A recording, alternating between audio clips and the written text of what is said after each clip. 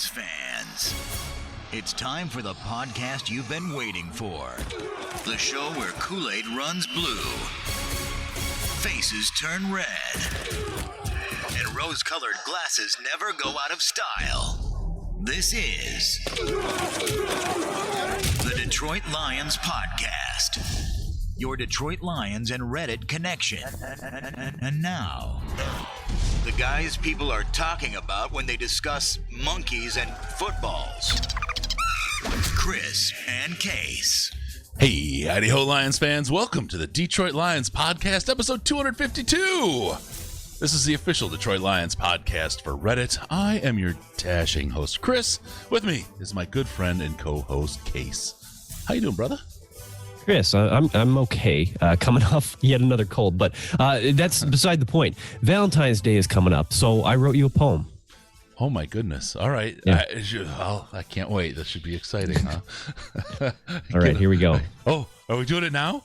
Yep. Oh my goodness! Roses are red. Oh yes. Violets are blue.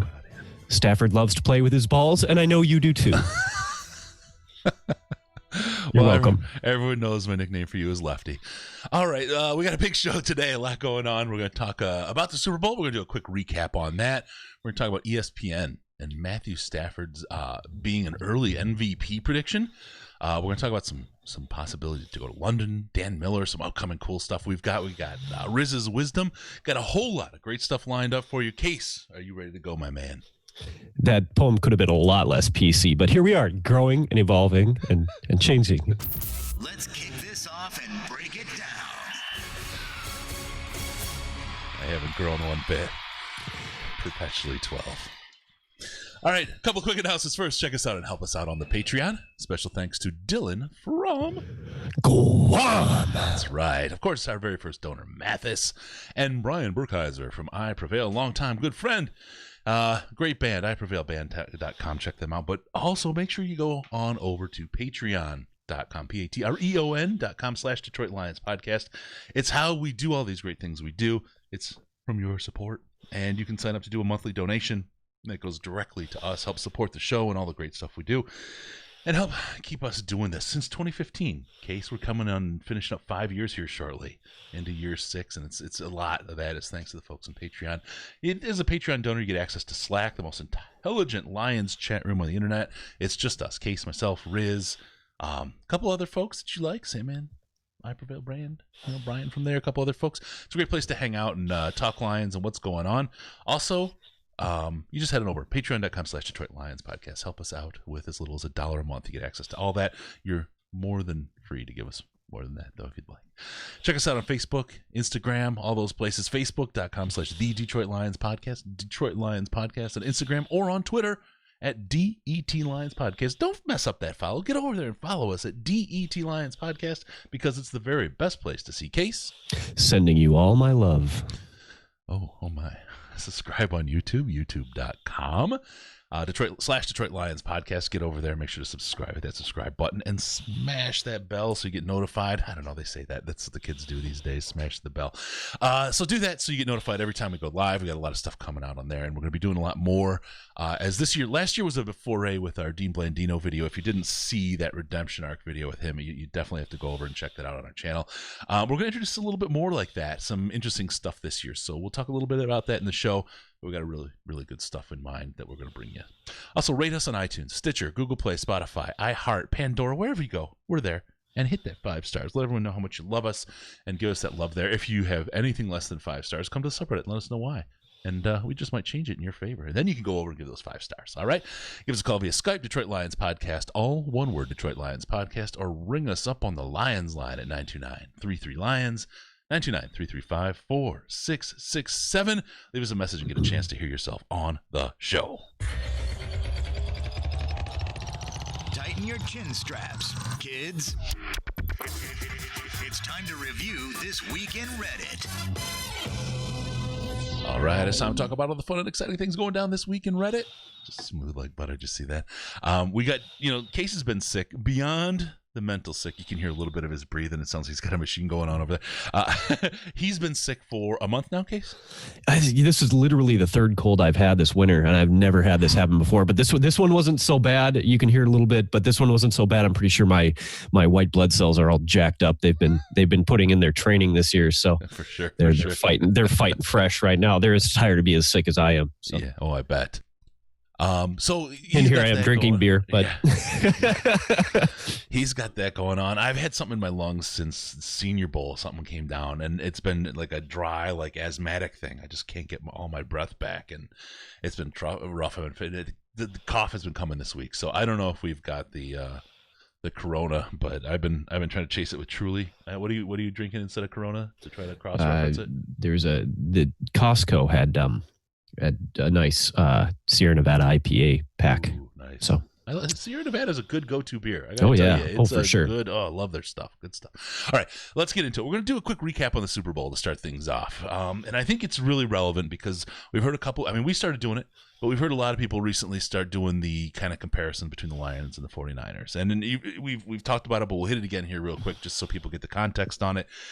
The 49ers lost a quarterback, had a terrible year. We're at the bottom of the draft or top of the draft because they're such a bad team. Got a number of picks. This year turned it around. Boom, they're in the Super Bowl. It was pretty amazing, right? That was really good stuff. That was great. Lions, suddenly our year this last year looks like the year before for the Niners. Quarterback goes down, didn't do so well. We've got a number of picks. We've got some opportunities to get some picks. Could this be the year the Lions go to the Super Bowl? Is this? I mean, if we take this comparison all the way, you got to worry yourself about that comeback a little bit, Case. And I want to ask you because the Niners did great until that final quarter and that comeback got them. Right. But how would you feel if the Lions were to replicate that next year, make it all the way, and then choke it out at the end, or worse yet, as is Lions history and Lions lore? Something really stupid happens with the officials and we get chanked out of that win in the Super Bowl. Is it worth being there, or where's your head on that? Because this is the one now that I start to consider, right? I'm like, oh my God. And I'm trying to remember these off the top of my head, but as of now, the Lions are one of, I think, I want to say four. It's either 4 or 5 teams that has never been to a Super Bowl. 4, yeah. 4, okay. I remember Lions, the Jags. Texans and Jags, right? Jags, yeah. It would be nice to get off of that list. Okay. Are we now, the oldest then of we all would those then teams, we would right? join then we would join the 7-team list of teams who have never won a Super Bowl. Yeah. But still, hey, I mean, at least think about how much fun we'd have during the season, though. I mean, instead of, would I take that? Yeah, I'd take that over 3 months of misery. 1 day of my dreams being crushed over 3 months of misery. I'll take it. I understand the counter argument, but I think that counter argument is for people who've seen success and just not quite, and whereas we just haven't. So, like, hearing the story of the Chiefs not being in the Super Bowl for 50 years was old the second time I heard it. You know what I mean? I was like, "Ooh, boo hoo!" I'm not feeling so bad. I know, the owner being the guy who started the AFL and all that, and I get it. But it was Otto Graham's days with the Browns since we've been in the Super Bowl or the championship game. I don't care about their 50 years. I agree with you. I think going and losing is better than not being there. It would be heartbreaking. My wife and I were talking about the game, and this is a tough one for us, right? And we're a tight group. My wife and my son and I. And my wife is like, I don't think I could watch it. I feel like I'd have to lock myself in another room, just not soundproof it against you guys, and just like when I poke my head out, tell me what happened. Did we win or not? Right? Because emotionally, she doesn't think she could handle it. I feel very, very similarly, and at the same time, they're both like, they kind of don't want us to be there because they know if we were in the Super Bowl, we would probably do something as part of the show, and the three of us wouldn't be able to experience it as just us, right? But it's like one of those things that I feel like we'd have to do a show at that point. That's what it's all about. Like, it would be like some kind of a mass, like our training camp party or something. It would be a big event, right? I feel like we would do something like that, and I feel bad for them, but I mean, there's so many people that count on us for info and our charming personalities that I feel like we almost owe it to them, for lack of a better phrase. So you're down with that? You're down with going and losing? Oh yeah. Even if if it's a referee jank?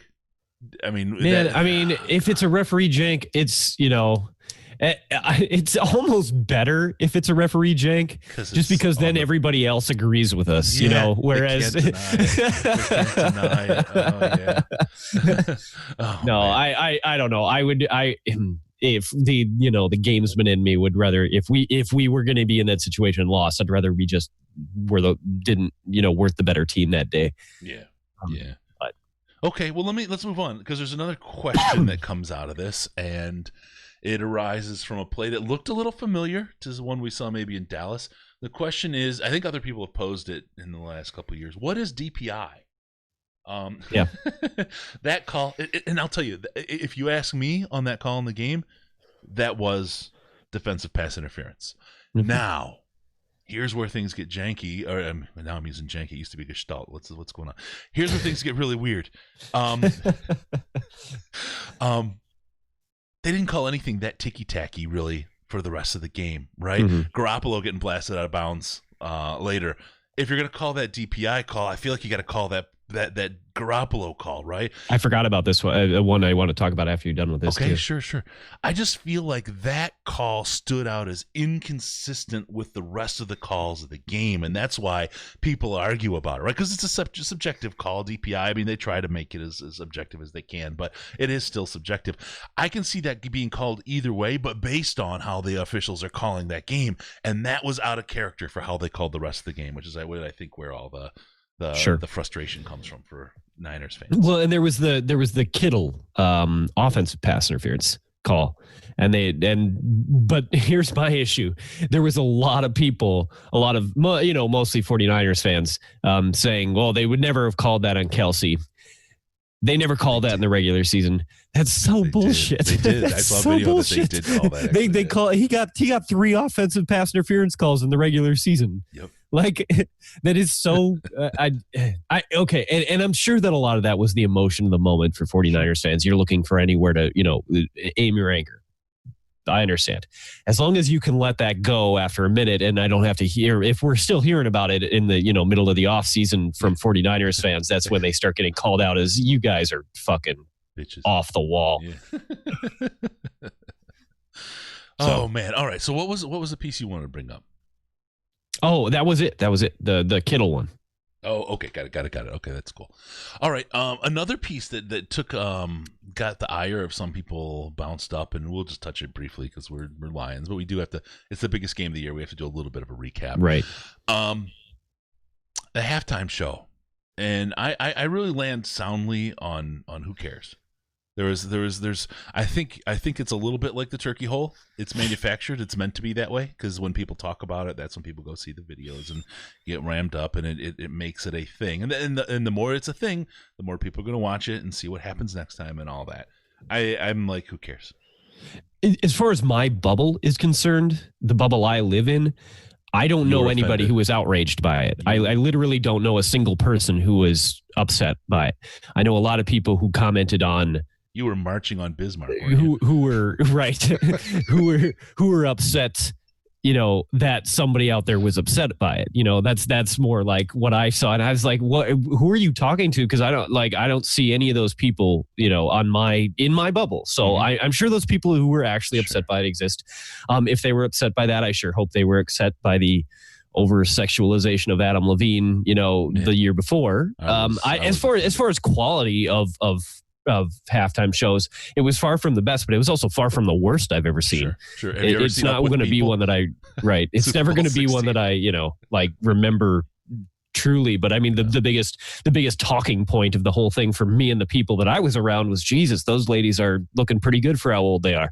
So, I mean, yeah, I think there's 2 takeaways. One, I get the people that had frustration, because when you tune into ABC or CBS or any of the big network, the main networks that are broadcast, you expect a certain, they have a censorship, they have, that whole piece that's part of it. You have an expectation of what to exceed. You don't go into Applebee's expecting all of a sudden your waitress is going to flop some something in your face, right? I mean, it's just not what you expect, right? And it would You be hope, right? You hope, right? but if you take your family there, you wouldn't expect that, right? And you would be offended if they did. I mean, you wouldn't, I wouldn't, but some people would, right? So I get the expectation of what you have as a quote unquote decency level. I get that. Okay, fine. It wasn't that big of a deal. I'm super libertarian. It's fine, whatever, right? The other side of it, though, and I do have trouble doing the math on this, and I'm not asking for anyone to give me help, but we saw the Space for Women in Space commercial and a very large bit about women's empowerment and all that, and I feel like that was almost the opposite of that, the sexualization of women. Like, that's what we have to sell, that's what we have, and those were kind of contrary images in my mind. I'm not going to get into that conversation. That's above our pay grade, Chris. I know it's like, wow, that just seemed different. There was a juxtaposition for me there. So all right, anyway, let's talk about MVPs, because Patrick Mahomes was named the MVP of the Super Bowl. Yeah. And my son and I, top of the fourth quarter, halfway through, were really having a hard time. Who would you pick? Neither one of us thought that it was Patrick Mahomes. So tell me, Case, what are the rules to make an MVP? Because I still don't think that Patrick Mahomes was really the MVP of the Super Bowl. It's a lot like the Hall of Fame, in that what matters is the story, more so than the stats, more so than who ground out and who actually, ground out the win for them, who put in the most, who did the best performance. Is about the story, and the comeback is the story. Mm-hmm. And so the leader of the comeback, that's the story, and that's the MVP. I get it. I don't like it, and I've never liked it. And it's the same reason that I really truly know that people will take this as me trying to say that I hate Eli Manning. I don't think he's worthy of the Hall of Fame, but the story is there, and that's what'll get him in. Yeah. It's the same way I feel about Joe Namath too, but that's a whole other can of worms. So we don't have a lot of time with Riz this week, but we gotta get. Yeah, we'll get into that. We'll get into that. I gotta do some research before we get into that too, just so I bring my A game. For sure. I'm telling you, when he went off on that dude, the guy, I love him, right? Spoonful of Sports, I think is his Twitter, Chris Spooner. He's a great guy, absolutely great, smart guy, has his shit together, but he's not a big guy, right? And Riz is about 9 foot 17 inches tall, something like that, right? And he towers it, and he was like, "No, he did it," and he was just ripping. I was just like, I felt so bad, and Spooner's just sitting there like, okay, yeah. He's like not even fighting back, right? But Riz kept going and going. I'm just like, dude, stop. He's dead. He's already dead. Leave him alone. Don't hurt him, Hammer. Yeah. Oh man, it was. Yeah. No. So it's like, I understand. Then again, even if Damian Williams probably deserved it from the best performance of the day, it wasn't like it was an amazing performance. It wasn't a massive standout. Right. Sammy Watkins had the game of his life, right?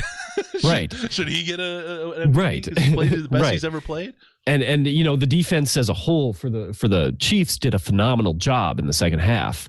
Mm-hmm. Can I pick one player worthy out of that? I mean, there are a couple players that you'd have in the conversation, but it felt like there wasn't. I mean, Damian Williams probably deserved it slightly, but it wasn't. But when it's going to go to a default type decision, it's going to go to the quarterback. Always. And I mean, that's just that just is the way of the world. Mm-hmm. So I don't know. It's a little bit annoying, but it also entirely unexpected. Yeah, excuse me, entirely not unexpected. I would be interested if they just didn't hand it out if there wasn't a standout player. Right. Then it would actually be valuable. Right. As I'll cut this He short. was playing bad. Patrick Mahomes was playing real bad right up until the end of the game. Yeah. I couldn't believe it. He was throwing players short consistently. Yeah. One of those two picks was real ugly. And I don't know, man. He was not with it at all for about 3 quarters. So yeah, just like if everybody's mad, nobody's mad. If everybody gets an award, it isn't really an award. Right. It's just a certificate of attendance. So participation. Yeah. All right. Now I want to hit something. We didn't talk about this beforehand, but it appeared to me. This is a question that's hit me. It's related to the Super Bowl, but it's related to the Lions. And I think we use this to transition away out of the Super Bowl into our Lions talk. In the year we picked everybody's favorite tight end, Eric Ebron, there was a guy that I really, really wanted, right? And I can go ahead and, I was not right on this guy, I don't think. Although Stafford may have made him look better.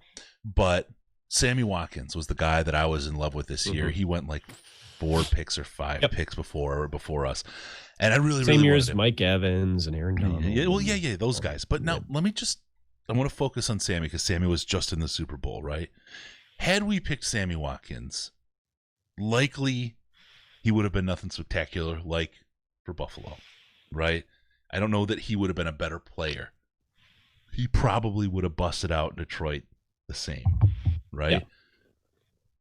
Yeah. Would we be in the same place as fans and media about that pick if it was Sammy Watkins instead of Eric Ebron? Yeah, I mean, there's a lot of picks that we could have taken there that would right. But this one's an important one, right? Because this one's he went 5 picks ahead of time. If he had fallen to us, people would have been outrageously excited about him. Yeah, and he would have busted. Yeah, right. And it wouldn't have been a tight end. I don't know. It hit me as an interesting kind of. I agree. I think Yeah, I'm with you. Okay. I don't know that I have anything to add to it. I do agree with you. How would you have felt? Would you have been the same way with Ebron, or would you have been a little bit more muted in your criticism? If he had the same failures that he had in Buffalo. Because that's where he was, right? He landed in Buffalo. Well, as I have always said, I think that Eric Ebron was widely considered the 3rd best receiver.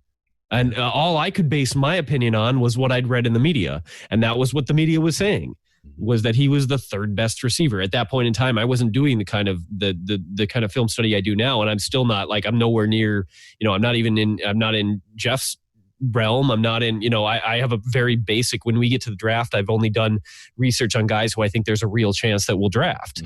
I mean, that's not entirely true. I do some just like filler stuff too. Deep dive into the shallow end. Right. So, I mean, at the time, all I could say was that the media kept saying he was the 3rd best receiver, and the Lions were absolutely desperate for another receiver. I wasn't absolutely in love with it, but I didn't have from a like, this makes sense kind of area that the math added up to me. All right. So, I mean, I don't know. That he was a tight end didn't matter that much to me. Okay. That was interesting. Personally, I know that doesn't, equate to a lot of people. So sure. So I know, with that, you've been thinking about, we talked about scorecasting before, the referee side of the game, officiating side. Awesome book. If you've never read it, grab it. Yeah, for sure. Read it. We also, though, you want to up your game on draft and thinking about players. What better place to get your knowledge than Amazon, right? They're full of great content. See how I did that? I saw you even so bid smooth on that, man. You bid on that too. Head on over to Amazon.DetroitLionsPodcast.com before you do anything. Audiobooks, your Prime membership, you want to get a regular book, you want to get a generator. That's my favorite because I actually did get a generator off of Amazon back in like 2003 when it was a big thing to do something like that. Anything you want off Amazon, head on over to Amazon.DetroitLionsPodcast.com. Amazon.DetroitLionsPodcast.com. They give us a kickback on your purchase when you do that. It's a great way to support the show by doing something you're going to do anyway. Who doesn't go to Amazon? So when you're heading there, please, Amazon.DetroitLionsPodcast.com. I'll kick you straight there. No funny stuff. Just sets a cookie so they know that we sent you. All right. Let's talk about John Matthew Stafford. Some folks aren't aware that his name is John. I was just made aware of. Yes, but he goes by Matthew. ESPN, one of their analysts picks Lions quarterback Matthew Stafford as the MVP in early predictions for the 2020 season. This is by Reddit user Getting Janny, submitted to the subreddit. Getting Janny, I like that. It's someone on the cutting edge of the Janny trend, right? Right, my favorite Janny case. Yeah. Okay. So what I thought was funny, the article is on M Live by Benjamin Raven, which is kind of a cool name. Yeah. But I don't know him. He must be newer. But anyway, he's got a quote from the ESPN insider who said this, that says, which was Jeremy Fowler. if he leads Detroit to contention, which isn't so far-fetched considering the talent around him, he'll be in the MVP mix because he puts up numbers, and the NFC North is as open as Kenny Galladay. I thought it was hilarious because even when they're praising us, they get it wrong. Kenny Galladay isn't that wide open. He just wins contested catches. Right, we all know separation. So I just have found it amusing that even when they're, trying to say something nice, they can't quite get the analogy right. Yeah, that's how it always flies. I mean, absolutely. I think he was on track to be MVP this year. If he were to have played the season, I guarantee he would have been. Well, as the article mentions, he was number 2 in yards per game and yards per pass attempt, which is yards per pass attempt is one of the biggest factors. Yeah. Of grading quarterbacks. He had a QB rating over 100 this year, which is the highest of his career. Mm-hmm. If there's, of course, you couldn't possibly. Stafford's having his best season of his career, and that's the year that gets cut in half. Yeah, that's tough. So I feel like it's an easy pick, right? Our ESPN guy isn't getting too out on a limb on this one, but we'll see. I can see Matthew Stafford at any point has that capability. If things pull together for him, he has that capability. He's the guy.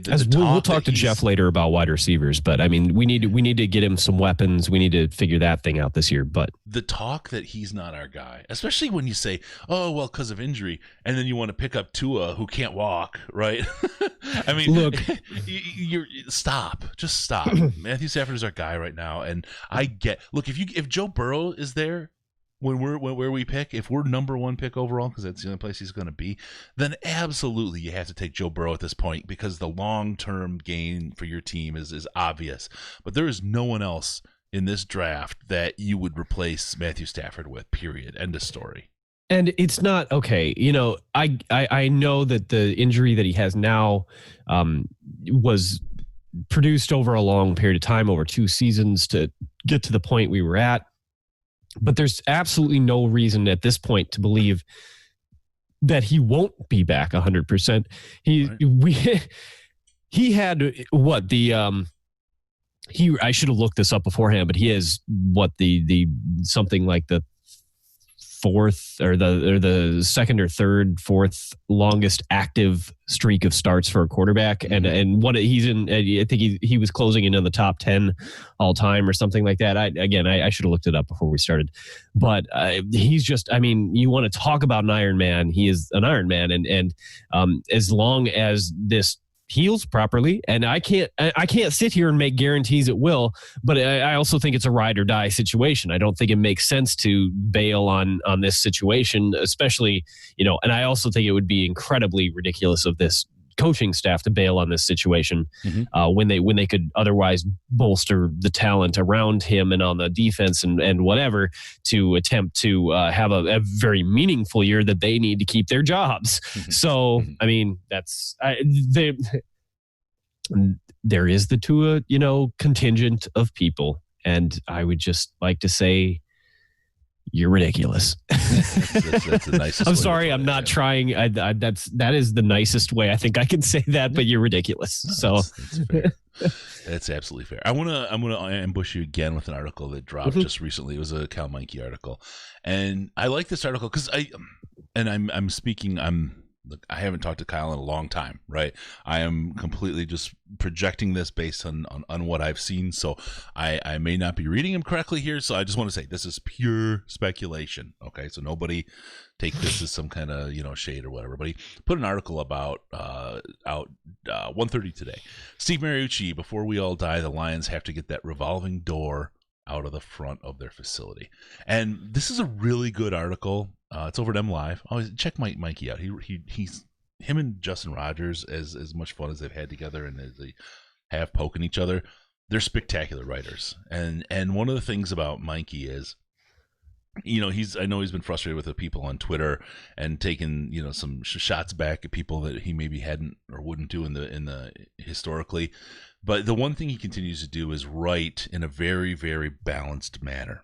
He doesn't layer his thoughts or dreams or clicky bait crap over the top of his writing. It's really objective, quality stuff.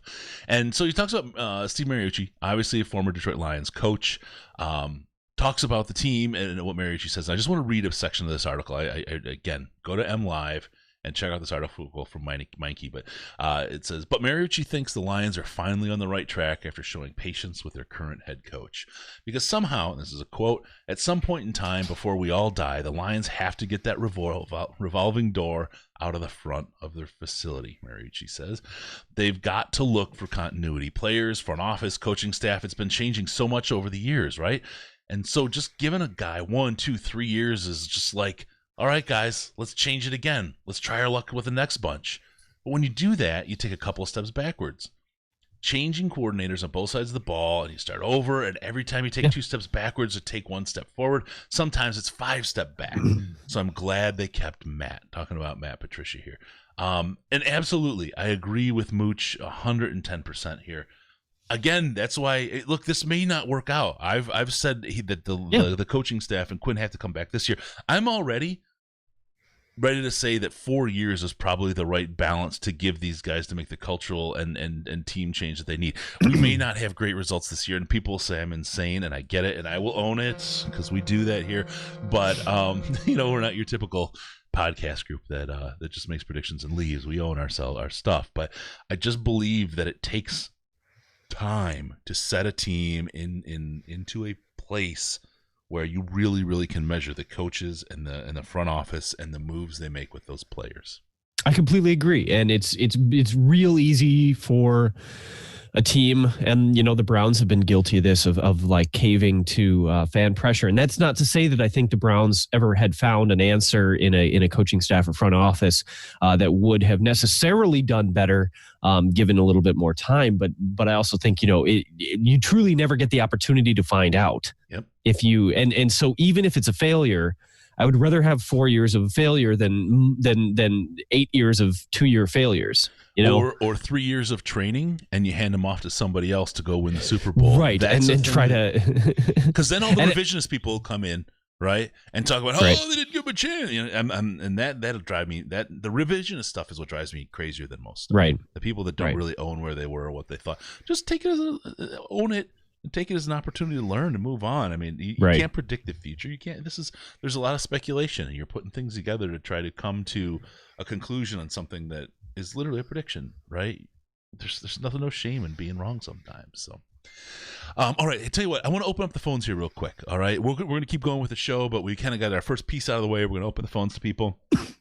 If you want to get in touch with a hacking case, you can hit us up at 248-782-8384, 248-782-8384. That'll get you through to the show, or you can use Skype and go to Detroit Lions Podcast. That's our account, all one word, Detroit Lions Podcast, and that'll get you through to us. Get Case some opportunity to cough on somebody else besides just me as we go through all this stuff. All right. I'm trying real hard to suppress that shit, but... All right, I'm going to get one out of the chat here, Case, before we bounce into the next stuff here. Do you know alcohol is a cough suppressant? Yes. So I will. I have other. I'll swallow that. We got a call. I'll just leave that. Hey, caller, what's your name and how much have you had on a Thursday night with no football? Hey, this is Chris R again. Oh, Chris, so you're tanked as usual. This is our local alcoholic. How you doing, buddy? I'm doing pretty good. How about you guys? Doing good. Having fun. So we were talking earlier, well, I guess I should say you guys, about some of the bigger needs that we have when you guys did the segment with Jeff. And it's actually going to be later. You guys brought up are... You got to play along. That's going to be later. So we're going to talk later about that, Chris, but go ahead. Okay. This whole thing's been confusing. But anyway, you guys talked about the corner position and the wide receiver position. But there's a third spot that I think is kind of going under the radar a little bit this year in terms of need, and that's defensive tackle. I agree. Knowing what's going to happen with next right now, pending retirement and everything else like that. Mm-hmm. If he leaves, assuming you count Deshaun Hand as an end because he technically plays 5, your only 2 defensive tackles on the roster right now going into next year are John Atkins and I think his name is Kevin Shaw. Mm-hmm. Those are your two defensive tackles on the roster right now. Snacks retired. No, So, I agree. I definitely agree. Especially for a position that's that important towards the scheme, both nose and the 3 or 5 spot where you need that interior pass rush pressure. Mm-hmm. And that's something I think that we need to be focusing on a little bit more, even just in terms of general offseason, whether it be free agent, whether it be draft. And once you have Kinlaw and Derek Brown off the board, who else is there really? I haven't gotten deep enough into DTs, but how many two-gap defensive tackles are really in this class that you think can do that effectively? So I can't even remember who it was that I was talking about last week, and I should remember. There was a player last week. Was it a Texan that I liked? Yeah, that would be cool. That would be cool. And I think there's ways, but I definitely think it's going to be a difficult year for us to fill that hole effectively if Harrison doesn't play and if Harrison doesn't play well. So we definitely have to hope, especially with the 2 years left on the contract we gave him, and you definitely have to hope for some kind of rebound from Harrison, or we are up shit's creek in that particular department. No, I completely agree. Mm-hmm. I will say, and a lot of people are talking. A lot of people are really talking about how Chase Young is going to be this super generational, have to take him if he falls to 3 type guy. But I mean, honestly, we have Trey Flowers at the edge right now. So do we plan on moving Trey Flowers inside? Do we plan on moving Chase Young inside, the defensive tackle? What would be the plan in terms of fixing the interior if we drafted a guy like Chase Young? No. It would certainly be cause for, they'd have to be creative. I won't argue with that at all. Yeah. Yep. Yeah. No. I will tell you, there's a guy, an outside guy, and he's probably around 4 through 6 kind of guy that I know, and I'm looking at my notes from the Senior Bowl here, that I saw some interest in. Travis Gibson. He's an end out of Tulsa. There was a how would I say that? There was a vocal expression of interest from Quinn on that one. Really liked what I saw there. He's a guy who I have here. Let me see. Sorry, get to my notes. Really wide guy. Got some the contrition, and he's well defined, right? And I don't have a lot of well defined defensive ends, right? They're a little, and especially tackles, but at the ends they're a little bit more defined, but than the tackles. But he looks to be in really good shape athletically. He's a guy I might keep an eye on later from an end position. From a tackle position, I'm not sure yet where we would go. I'm thinking free agency might be the place that they find somebody, and they just want somebody that's just a hole stuffer.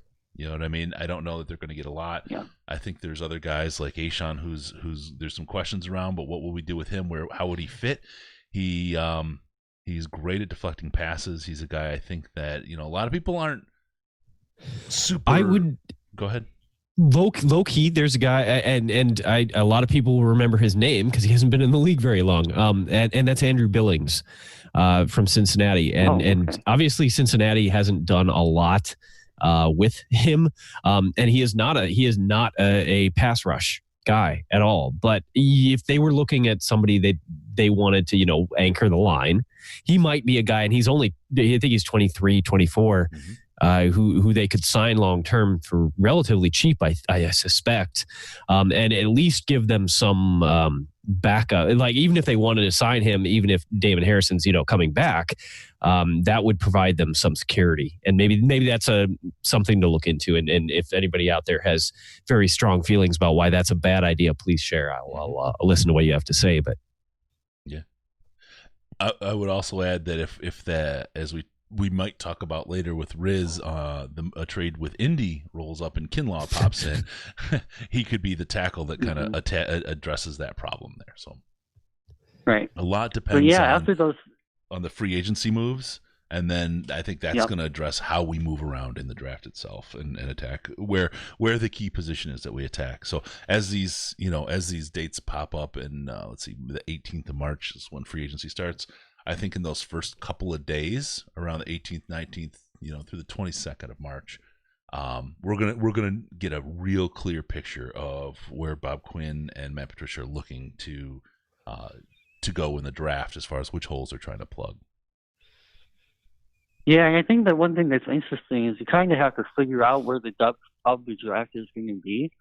And for as much as I love guys like LaVisca and KJ Himmler is another guy I'm incredibly high on right now from Penn State, there are so many good receivers. Like if you told me we could get KJ Hill in the 4th round, I'm all over that. Oh yeah. Like without having to use the 2nd round pick, where we could take a guy like Neville Gallimore to be your pass rushing defensive tackle. Right.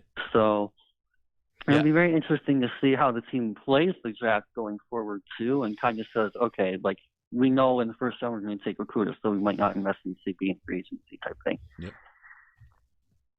I think KJ Hill's a guy to look out for. There was Quintrest on that one again. Oh Jesus, you're wearing that one out. I know, but it's true. And I only have a couple guys, right? I'm making sure I name them. But look, I was there. I watched him react, and I watched him to react to both full rosters, one player at a time, and the ones that the reaction seemed to be genuine. I put a little note there, right, because I think it's important. I think how they played him in the Senior Bowl also, and where he can fall in the draft is indicative of what they might think of him. Now, we got in the live chat, right? Combat Sack wants to know about quote unquote Judge Judy and the impact that he would offer as far as being more than Okudah. I think absolutely from a scoring perspective he would, but I think with the cornerback position, and this is one, and look, I know we're hurting wide receiver too, right? We're trying to plug a couple of holes, but wide receivers are a lot deeper in this draft, and you can get good players later after round 1. Cornerbacks, not only in this draft, are hard to get, but overall are hard to get that elite kind of prospect at cornerback.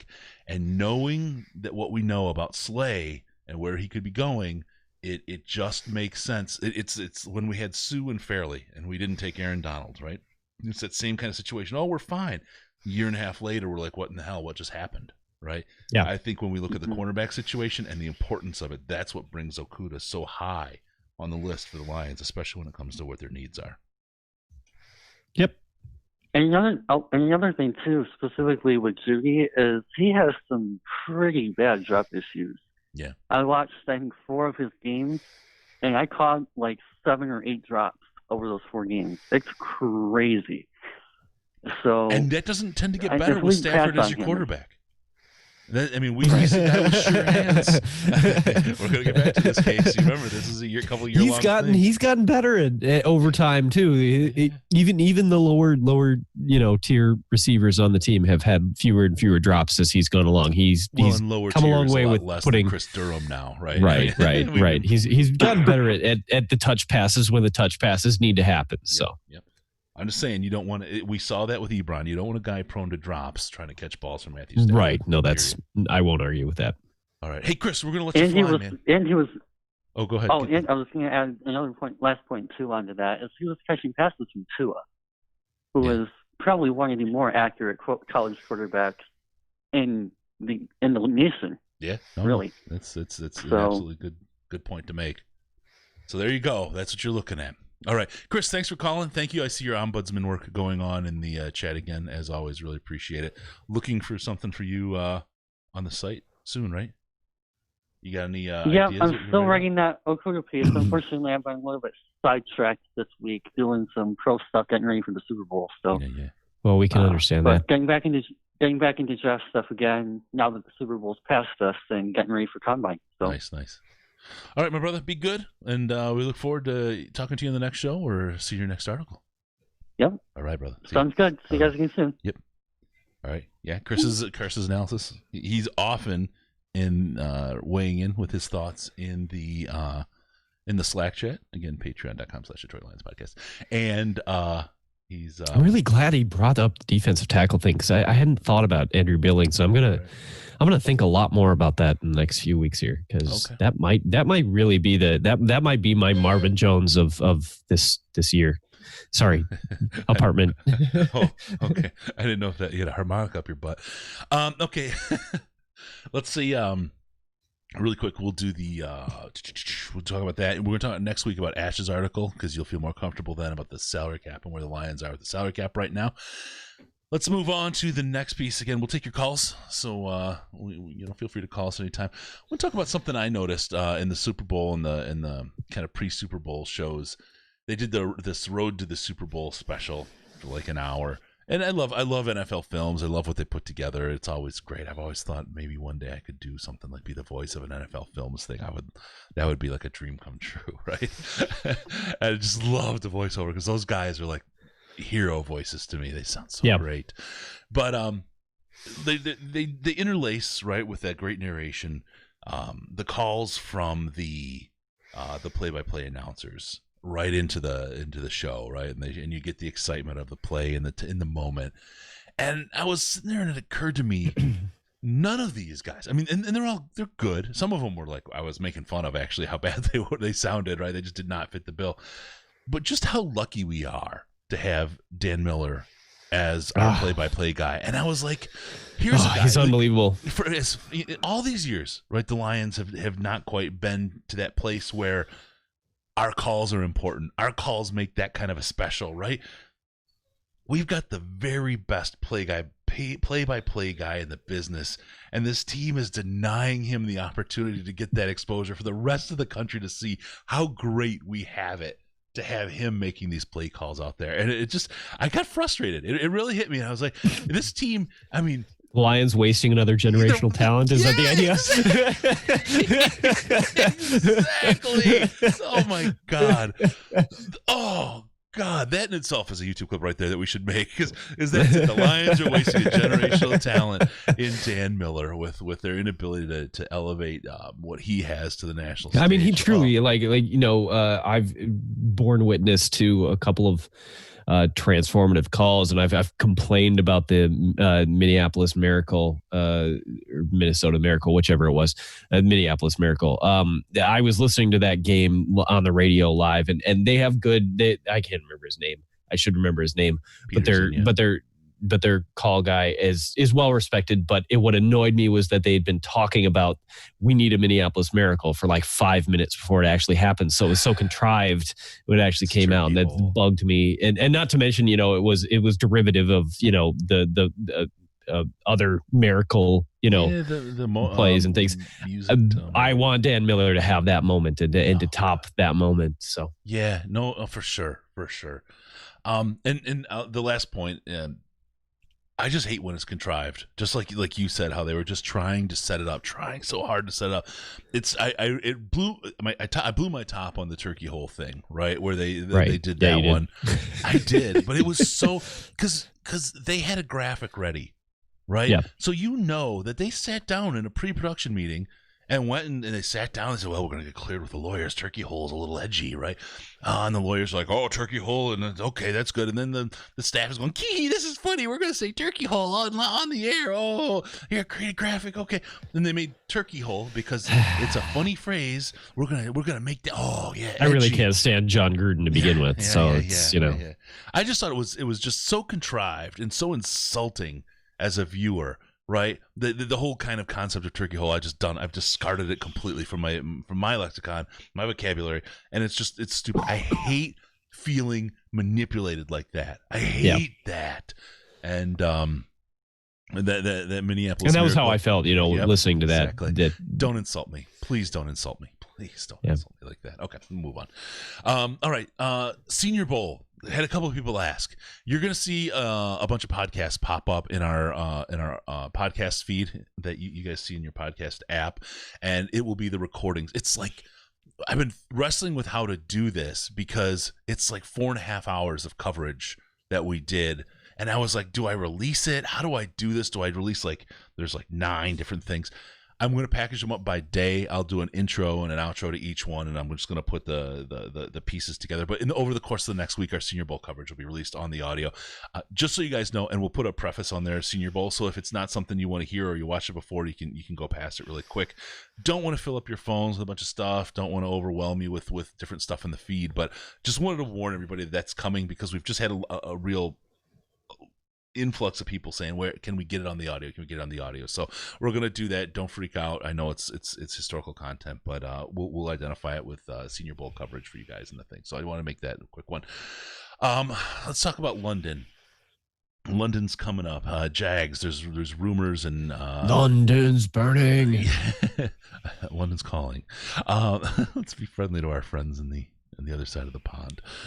They've recently had to work their way through a Brexit. Looks like possibly through the rumor mill, maybe that there's no confirmation at all that the Lions could play against the Jags in London. Is that caveated enough?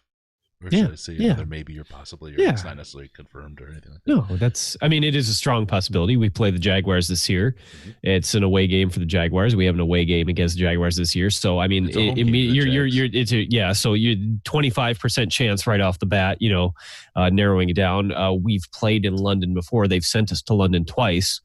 Mm-hmm. So it's not totally unfamiliar territory, which I think makes us more likely candidate, to be perfectly honest. They have 2 home games, the Jags there. When they're not happy about it, the fans are not happy about it. Sure, but and I can't blame them. I absolutely can't blame them.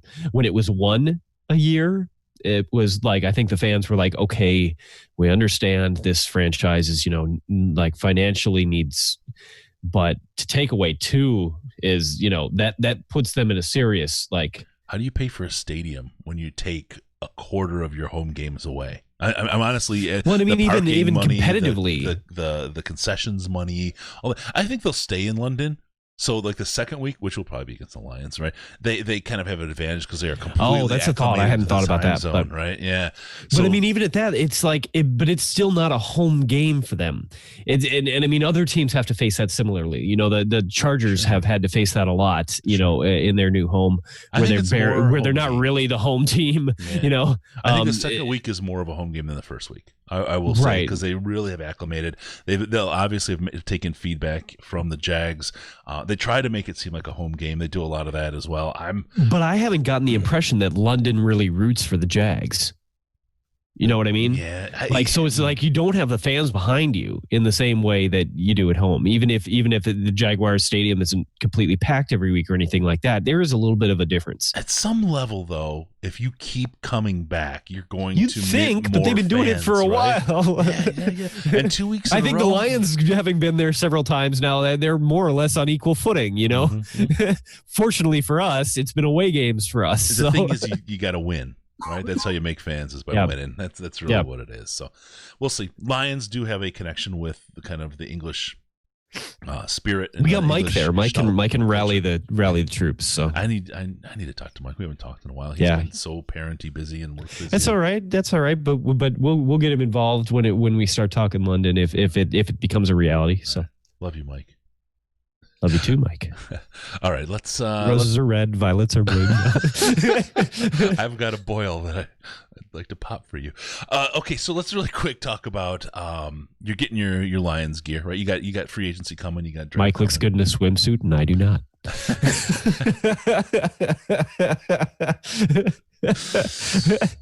Oh boy! All right, so you get your Lions gear, you get your Pistons gear, your Red Wings gear. Maybe you want to get to your Michigan State, your Michigan gear. You got a lot of stuff going on. There's all kinds of sports. You're heading up towards Final Four is creeping up here in a month. The whole basketball tournament that everyone loves. You go to get your gear. You want to support your team. How do you do it, Case? How do you do it? You want to get your girl something for Valentine's Day. It's obviously a Slade jersey, right? That's what you're doing, Case. Sure, for the girl. Yeah. Okay. We're not talking about furry conventions. Head on over to fanatics.DetroitLionsPodcast.com. Fanatics.DetroitLionsPodcast.com works the same way as the Amazon version of that. They give us a kickback on what you buy, and you get that top quality, officially licensed gear, and they give us a kickback because we sent you there. That's what that little going through that way tells them, as Matt Cookie. So fanatics.DetroitLionsPodcast.com. Use that to buy all of your sporting gear and your team gear, memorabilia, the whole thing. And they'll give us kickback, support the show. You're going to do it. You know you're going to do it. Everybody around here has that jersey or that t-shirt or something that they use to support the team. When you're getting your next piece, head on over to fanatics.DetroitLionsPodcast.com and support the podcast by doing that. Thank you all for doing that along the way. Peer pressure at its finest. Yeah, I mean, I don't know. I mean, is there just kidding. I'm just kidding. I'm just kidding. Case, go now, Case. All the cool kids are doing it. You loser. Pee in your pants is cool. Consider me Miles Davis. And with that, we'll end the show. Thanks for that, though. Thanks for that rip or that drop. All right, really quick, I want to talk about something we got coming up. We're a little bit out of order stuff, so I'm trying to keep this straight. We're gonna do kind of a day in the life of the XFL. We're finalizing some of the stuff on that. We talked about how we're going to put some videos together this year, similar but different than what we did with Dean Blandino last year on his redemption video. If you haven't seen it, go to youtube.com/DetroitLionsPodcast. It's a crazy funny video, a lot of fun to do. We took him on a tour of Detroit and had a lot of fun along the way. We're going to do some other stuff like that, some feature stuff, and we're working right now with the XFL to do a day in the life. I saw some questions about what XFL team should we cover, and that kind of thing. I'm lucky just where I'm at right now in Tampa. We have a local team, so am I going to be a fan? I'll have to see, right? I'll have to see. But I'm going to go down there. We're working with them to set up a day on their home opener and put together a nice piece, a nice package on the XFL, kind of a day in the life of a fan. Get some on-field footage and just kind of go through the whole thing. Do a really nice package for you guys. So that's going to come. And with that, we're going to start doing some more of those things this offseason. So look for that, kind of a vlog-style stuff. Let us know what you like and don't like about that. We're interested to see if it's something you guys found valuable. All right? Trying to decide what team I'm going to follow. I'm literally just looking at the names now. The Tampa Vipers, man. The Vipers. Yeah, that's pretty cool. That's pretty cool. Maybe I can get behind that. I'm a nerd and I like fantasy, so maybe I could get behind the Seattle Dragons. I think that's a pretty sweet name. I knew you were a nerd. I didn't know about fantasy. I think I'm all about the D&D and that kind of shit. So you're all about the D. I will cut that too to fix. The D and the D. I have a hard time with the Vipers, the green colors. It's I gotta look at this, much, but I can't let the colors. Oh yeah, no, wow, that is green. That is super green. Yeah, I don't know if I can do that. I should have been looking at colors here instead of Yeah. So that's racist. our coverage this year on the XFL, I can guarantee for everybody that it will not supplant or change or reduce our coverage of the Lions and the NFL. That will all remain the same. But we'll just put a little extra in here because this is interesting, right?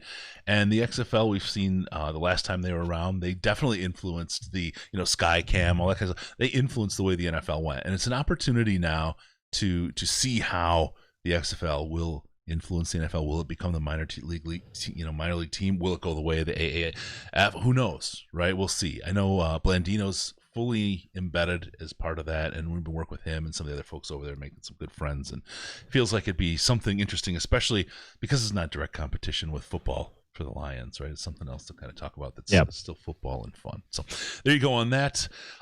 Also, just a preview here, a couple of amazing, and when I say amazing, I really, really mean it. These are national tier guests over the course of the next 4 weeks. We've got to get the timing and stuff fleshed out on schedules. But these are folks that will be the talk of Detroit on the show, I guarantee. We've got some big guests coming to join the show, and we're going to talk deep on the Lions and get all kinds of great information for you guys, the stuff that you're really, really looking for ahead of free agency and the draft. So this is coming up, and just keep looking. There's 1 week that I have to travel out there, but we will. It's Combine week, which is why I can't do the Combine coverage that we wanted to so far. My day job, unfortunately, pays a heck of a lot more than the podcast, and I have to do what makes them happy.